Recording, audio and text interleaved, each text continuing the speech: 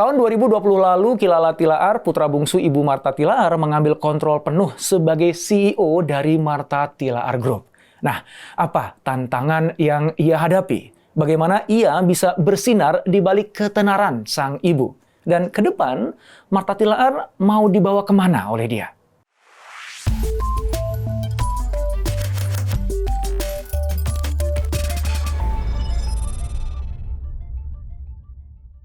Mas Kiki, saya ingin eksplorasi nanti tentang tantangannya Mas Kiki untuk menjalankan perusahaan keluarga.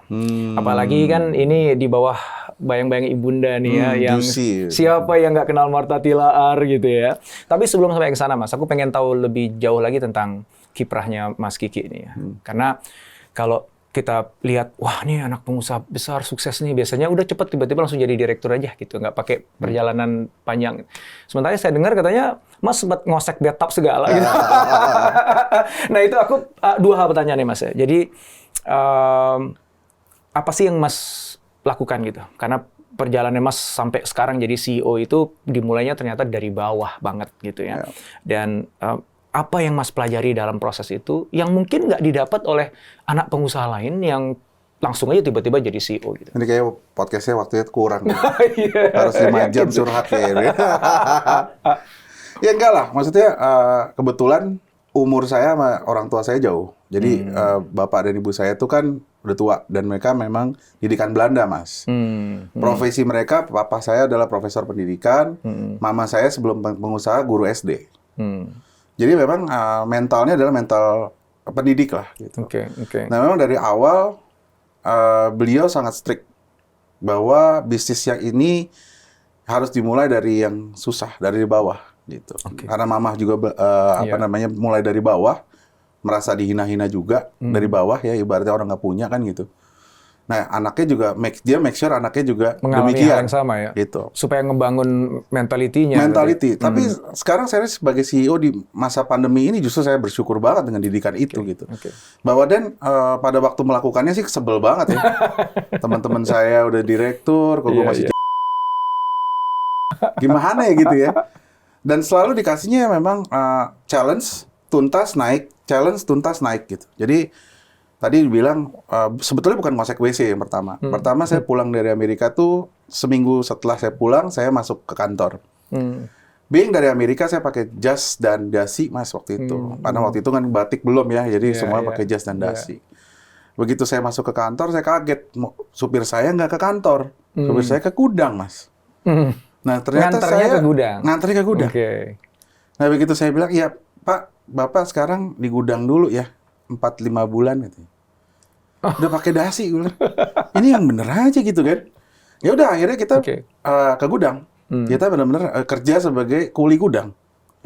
Di situ saya ngerti setelah 20 tahun. Oh, dengan menjadi kuli gudang saya bisa mengenal produk-produk saya dengan detail. Karena kan saya nggak bisa salah untuk making sesuatu, order sekian, produk apa, dan saya nggak bisa salah. Nah itu satu. Kedua, abis itu saya dikasih perusahaan yang memang baru berdiri waktu itu Spa. Perusahaan yang masih rugi.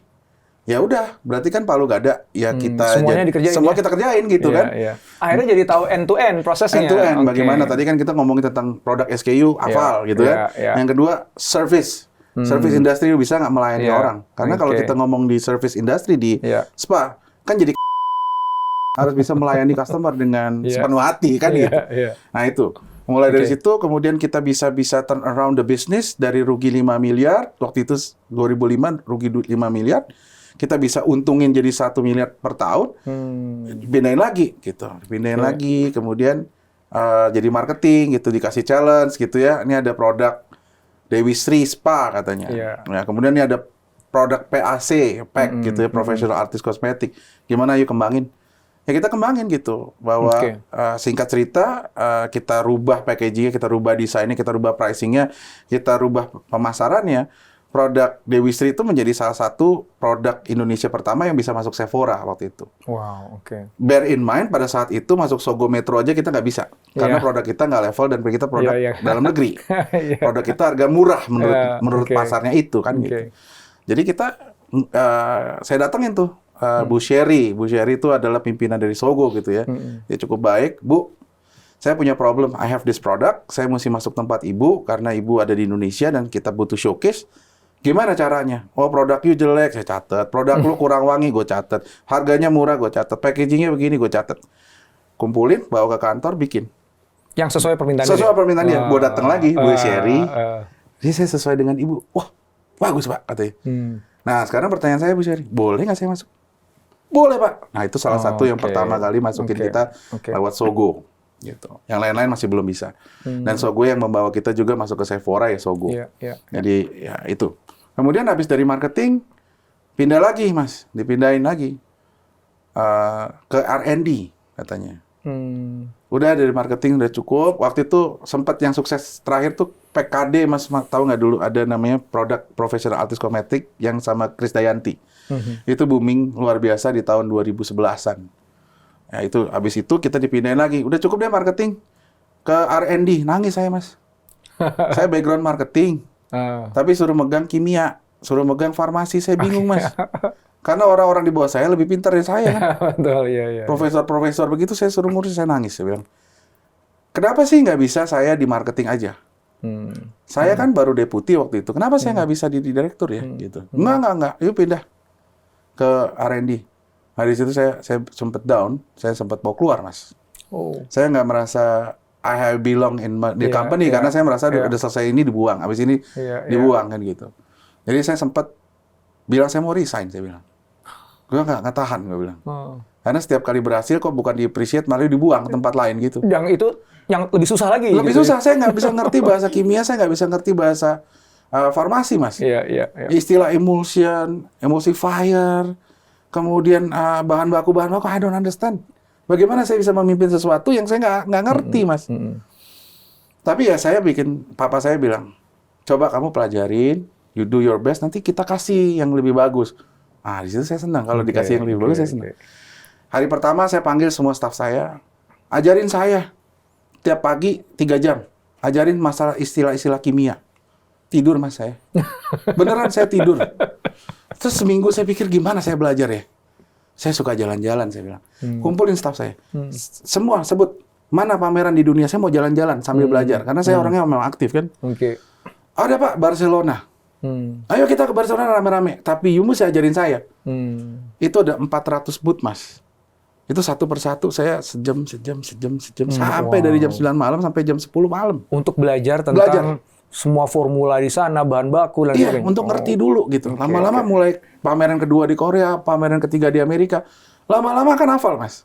Dan akhirnya bisa tuh di R&D. Dan kita bilang, wah kita harus benar-benar bisa. Saya membuat yang tadi pemisahan antara si Martha Tiller Innovation Center dan si Applied. Karena saya melihat kalau di Applied semuanya short term. Nggak ada yang ini saya buat itu. Dan akhirnya kita mulai jualan bahan baku lah di situ lah. Kita juga mulai jadi terkenal di bidang inovasi kosmetik, menjadi juri in kosmetik dan Cosmoprof, segala macam di situ. Nah setelah dari situ saya pindahin lagi Mas. Disuruh megang OEM. Ini tes terakhir, dia bilang. Kakak kamu saya kasih Martina Berto, saudara kamu saya kasih distribusi. Kamu pegang toll manufacturing, aduh saya nggak ngerti, dia bilang. Nangis lagi Mas. Kenapa saya mesti dibuang ke Bekesong ya? Dia kan kalau dulu kan orang Jakarta kalau ngomong planet Bekasi gitu kan. Zaman-zaman macet-macetnya itu loh Mas, waktu bikin tol jalan ini kan. Kenapa gue yang dibuang ke Bekesong, planet lain, gue bilang gitu kan. Nah disitulah kita bisa, akhirnya kita belajar lagi. Dan akhirnya di situ kita lulus Mas. Tapi namanya keluarga. Kakak, apalagi saya paling kecil Mas, ditolak Mas. Jadi udah bisa mengembangkan itu PT 4 kali lebih besar, hasilnya bagus dibanding yang lain, ya ditolak. Ya kan? Itu biasalah di dalam family business. Ya antara kakak adik itu ya, saudara itu ya ada begitunya juga gitu. Tapi ibu waktu itu tegas sih, dia bilang, oke, kalau ini yang memang benar, yang bisa ya dia yang mimpin gitu. Itu cukup sulit gitu ya. Memang di family business kan sulitnya itu Mas. Bagaimana sibling apalagi anak paling kecil menjadi ibaratnya the boss misalnya gitu kan. Itu sulit. Ya tapi I'm lucky lah ada beberapa kakak-kakak saya yang masih bantu saya sampai hari ini gitu. Wow, aku pengen gali lebih lanjut tentang tantangan family business tadi. Sebelum saya sana, aku penasaran tadi kan Mas pulang dari Amerika ya. Berarti udah 2 kali ya. S1 di Suffolk University, S2 di Harvard. Tanya nih gini, bagaimana kuliah di US tadi ya, di Suffolk ataupun di Harvard, itu membantu Mas bisa akhirnya menjawab semua tantangan-tantangan yang diceritain tadi tuh, gitu. Karena kenapa aku nanya gini? Karena ada sebagian orang yang bilang kan, oh, paling bagus belajar tuh di lapangan aja, langsung aja anaknya diceburin aja, nggak usah tinggi-tinggi karena ujung-ujungnya kan juga udah disediain tahtanya lah misalnya gitu. Enggak sih. Nah, kalau menurut saya ada 2 manfaat dari belajar itu ada 2. Belajar di institusi ya. 1, you learn the basics. 2, you punya pegangan lah. Ijazah tuh pegangan aja, gitu.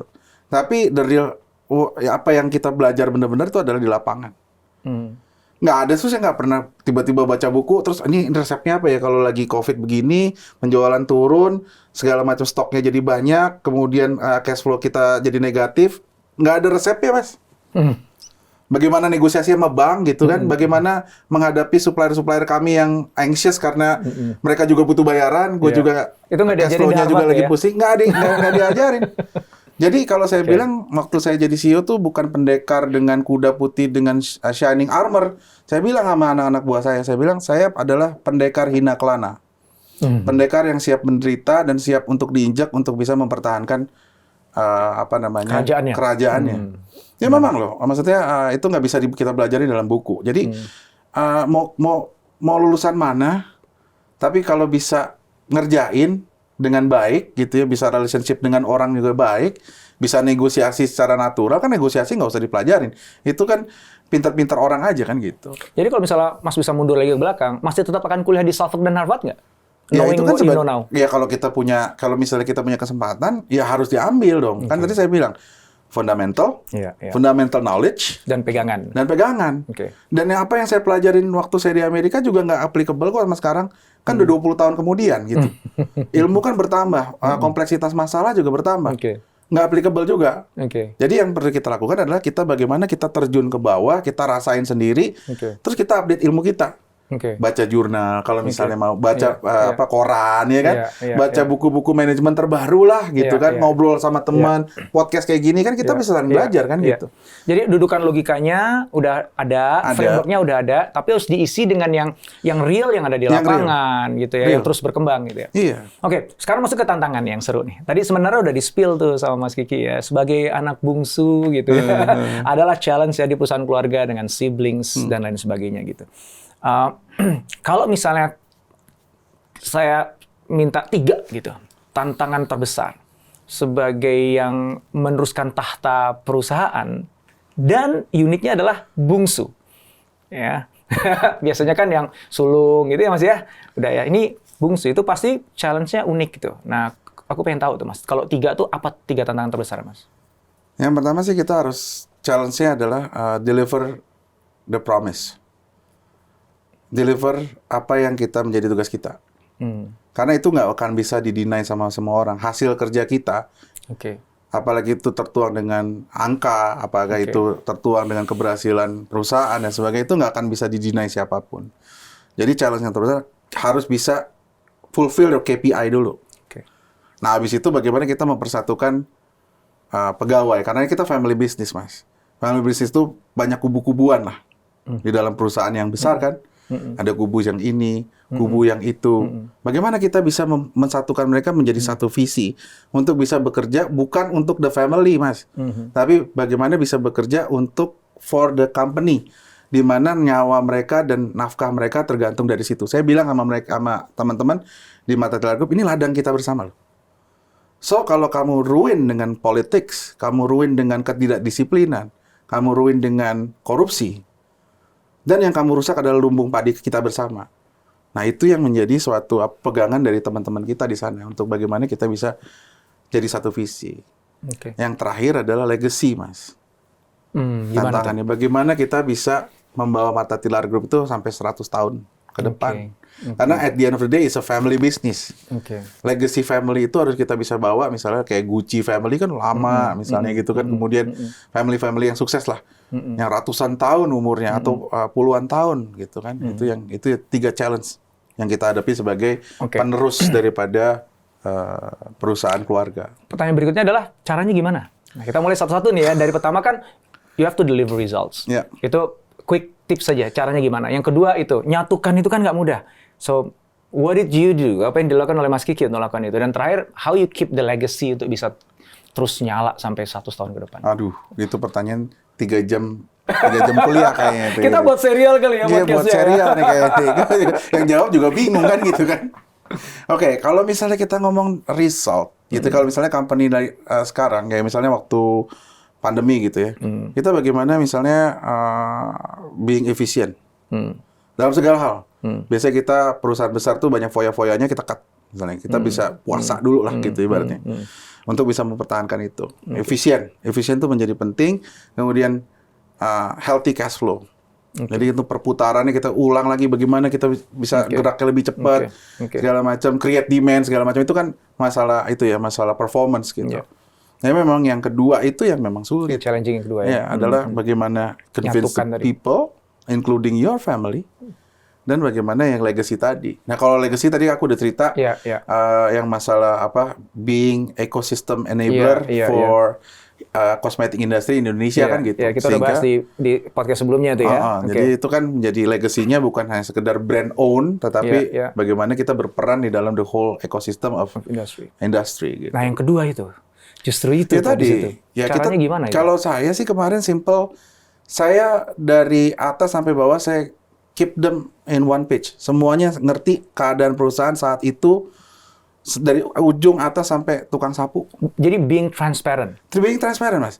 Saya ada yang namanya city hall meeting. Saya baperin semua. Ini loh, perusahaan sedang berkembang seperti ini, kita masih rugi, masih begini. So everybody on the same page. Setelah meeting town hall, semua masing-masing harus bisa mentranslate terhadap action. Ya, karena tadi saya bilang, fortunately pada saat mimpin, musuhnya besar banget bersama-sama, ya kan? Musuhnya satu, yaitu kondisi COVID dan ekonomi kan begitu. Nah, itu bisa mempersatukan itu. Tapi transparan sama pegawai itu sangat penting. Karena transparansi itu leads to trust ya. Jadi berujung kepada kepercayaan. Bener loh, Mas. Waktu itu sempat kan semua orang potong gaji lah waktu itu kan. Kita potong juga, nggak ngomel. Biasanya kurang 500 perak aja udah ngomel gitu kan. Nah, ini nggak gitu misalnya, karena ngerti misalnya gitu. Kemudian yang satu perusahaan yang satu misalnya Sedevindo berhasil bagus, dia dapat bonus, yang satu nggak dapat, ya nggak ngomel. Misalnya gitu. Nah, ini menarik ya. Jadi justru yang ngebuat kubu-kubuan tadi itu kan karena masing-masing itu dia hanya mengetahui atau melihat perspektif dari sudutnya sendiri gitu. Sehingga nggak bisa ngelihat ke sebelah sana, sehingga akhirnya dia buat persepsinya sendiri dan akhirnya jadi kubu-kubuan gitu. Dengan itu dibuka, semua orang tahu semuanya. Ya akhirnya kan ya kita mau punya persepsi apa lagi ya, cuma satu on a single page tadi kan. Itu kuncinya di situ ya. Dan yang paling penting adalah founder atau Ibu Martha sendiri juga tegas. Dia bilang pada saat krisis dan saat turbulence, saya cuma percaya satu nakoda. Nggak boleh, kita dulu ber9, Mas. Pangeran dan putri-putri 9 semua di perusahaan. Siapa yang mau dengar siapa coba? Pegawai juga bingung. Mau dengar ini salah, mau dengar itu salah kan gitu. Apalagi kalau beda-beda ya. Beda-beda, apalagi nggak cocok gitu kan. Ya ini Ibu Martha tegas sih. Waktu itu, jadi langsung Mas Kiki yang dapat mandat ya? Kalau memang nggak mau, silakan keluar. Wah, Ibu Martha waktu itu keluar banget. Apa namanya? Kenceng banget gitu. Tegas ya. Dan itu memang benar ya, dalam kondisi badai gitu memang harus clear nahkodanya siapa satu gitu ya. Satu. Kalau enggak ya kalau buat pegawai kan bingung. Mau dengerin kakak saya salah, dengerin saya salah. Dengerin saudara saya salah kan, Mas. Dari itu tegas sekali. Waktu itu memang, dan kebanyakan kalau teman-teman family bisnis tuh kadang-kadang kenapa jadi berantakan karena foundernya nggak tegas. Nggak bisa milih anaknya gitu loh, Mas. Iya kan? Oke, nah ini lead to my next questions. Mas Kiki memimpin organisasi yang usianya udah 53 tahun. Dalam istilah saya itu tadi di bawah bayang-bayang seorang tokoh lah. Yang semua orang kenal dia, legendaris ya. Apalagi di industri gitu ya. Yang apa-apapun mungkin bisa jadi ketika mau menilai Mas Kiki nggak bisa dilepas dari ibu gitu kan. Dulu ibu begini Mas Kiki. Kan gitu ya. Dan itu I think that puts you under pressure dong. As if seolah-olah kayak gue nggak bisa jadi diri gue sendiri gitu. I'm enjoying it. Oke, cerita deh. Karena gini loh, kita ini kan kerja di suatu perusahaan yang namanya dia, Martha Tilaar. So Martha Tilaar itu mau nggak mau sampai saya mati pun, mau saya berhasil apapun, it's Martha Tilaar. Jadi perlu legowo juga. Kita nggak usah kayak jadi accepting aja bahwa gitu. memang legenda itu ada, ya itu, real, dan kita nggak perlu berkompetisi dengan sana gitu. Perlu. Ya? Oke. Malah kalau bisa bagaimana kita bisa meneruskan visi beliau. Oke. Jadi kadang-kadang yang sering terjadi sama teman-teman kita di family business kan, aku kepingin diriku sendiri, aku akan membuat citra rasaku. Nah, padahal kamu melakukan sesuatu ya dari dia gitu, sumbernya di dia gitu. Ya kan banyak sekali bisnis juga kalau misalnya foundernya udah nggak ada, kehilangan roh. Ya misalnya contoh meninggal, ya hanya another brand gitu. Kalau dulu kan wah gila itu dia campaign mengenai human rights, dia campaign mengenai fair trade, ya kan. Nah itu justru kita sebagai penerus tuh harus bisa menyerap rohnya dari founder. Tapi kita bawa ke next level. Jadi misalnya visi Ibu Martha yang belum tercapai apa ya? Kepingin menjadi eksportir bahan baku kosmetik dunia. Kita udah mulai dan kita harus scale big. Misalnya gitu. Aku kepingin membuat industri kosmetik itu seperti Korea. Waktu dia bilang gitu kan. Ya kita on the way. Jadi justru kita teruskan visi itu. Jangan kita tentang gitu. Justru malah mengesampingkan ego ya. Karena kan, ini kan sekarang kan zamanku nih. Aku pengen menentukan caraku, gayaku, wajahku yang muncul. Malah itu yang nggak direkomended. Kita boleh menambahkan, tapi kita nggak boleh mengurangi, Mas. Jadi misalnya kalau di kita tuh mengubah ya? Nggak mengubah, nggak bisa. Jadi kita punya culture namanya G2. Disiplin, jujur, inovatif, tekun, dan ulet. Itu dari Mama. Itu prinsipal. Saya tambahin saja. Saja tuh simplicity. Itu gaya saya. Jangan ribet deh. Kenapa sih lu bikin ribet meeting 8 jam, 5 jam? Bikin 30 menit aja beres. Simplicity. Ya kan? Kemudian actual. Nggak boleh kolot. Karena kita udah tahu 53 tahun kita kolot, kita ditinggalin konsumen. Actual. Terus kemudian J. J itu joyful. Harus happy. Kalau meeting jangan cemberut. Harus ada yang lucu-lucu, yang jorok-jorok deh. Ya kan? Harus yang jorok-jorok. Kalau nggak tidur, Mas. Ya kan? Atau yang lucu-lucu lah gitu kan. Nah, kemudian yang 3, yang terakhir, yang keempat adalah attentive. Harus saling dengerin. Jangan cuma ngomong doang gitu. Kadang-kadang kita asik ngomong aja. Tapi kita nggak pernah dengerin orang gitu loh. Nah itu. Jadi menurut saya, the culture itu, rohnya dari founder itu harus tetap dipertahankan. Generasi berikutnya nambahin aja. To make it perfect gitu. So, visi dari founders, values dari founders, itu justru harus jadi pegangan. Itu justru harus dikuatin terus-menerus. Tapi cara, metodologi untuk wujudkan visi tadi relevan dong dengan zamannya.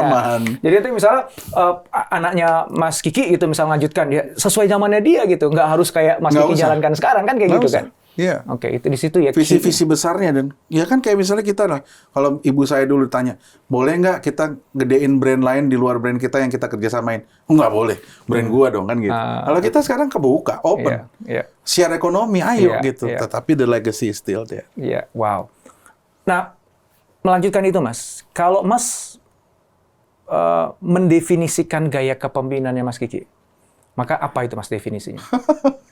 Boleh mau pakai rujukan Suffolk atau Harvard boleh, atau versinya sendiri aja. So how do you define your leadership style? Ya kalau kita yang penting simple. Get the work done. Udah. And happy lah. Kita saja simplicity, actual. Yang tadi itu, joyful, yang 5 tadi itu mewakili, itulah gaya Mas Kiki itulah harus gitu ya. Harus attentive, iyalah.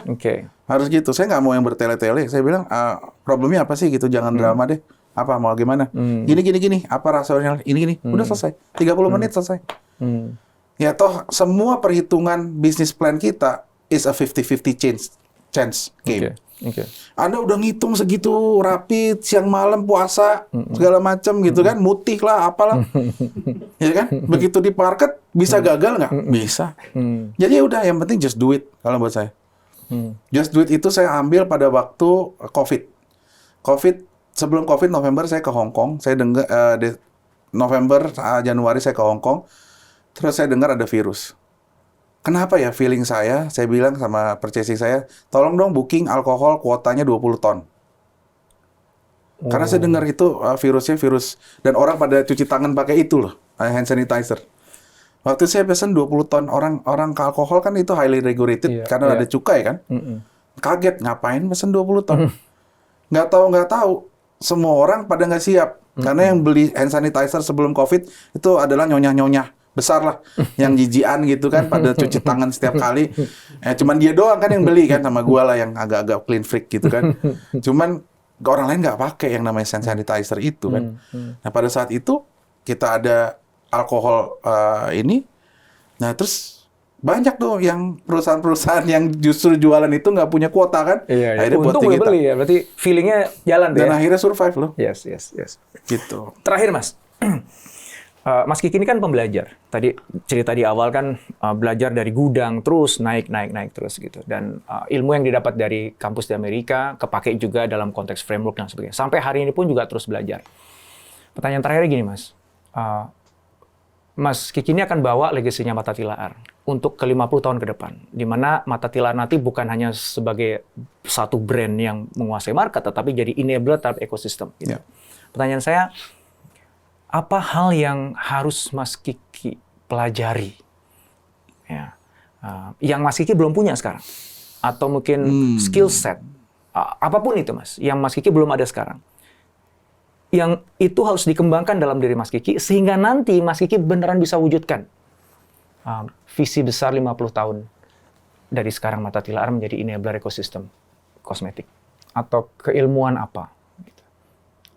Capability apa yang ini nih gue harus naikin levelnya nih supaya gue bisa wujudkan enabler tadi tuh jadi ekosistem. Sebetulnya kalau saya sih sebetulnya cuma 2 yang saya terus struggle dan saya harus belajar ya. Adalah bagaimana kita bisa lebih wise. Oke. Ya, bisa lebih wise dan kita bisa lebih sabar sih. Karena memang jiwa-jiwa saya, memang jiwa muda ini sangat meronta-ronta dan memang kepingin cepet-cepet gitu. Dan sometimes semua hal itu ada waktunya. Right. Ya kita mesti tekun aja, sabar gitu. Bahwa kesuksesan itu kan bukan kayak sulap bim salabim terus jadi gitu. Bahwa itu perlu proses yang lama dan perlu konsisten menjadi bijaksana. Wow. Iya nggak? Wow, yes. Soalnya kalau nggak bijaksana dan banyak sekali korban-korbannya kan gitu. Ya. Wow. Dalam nih. Jawabannya keren banget. Sampai puyeng gue. Mas Kiki, makasih banget untuk waktunya Mas Kiki. Makasih udah sharing banyak ilmu, saya terinspirasi banyak. Thank you banget. Thank you, makasih.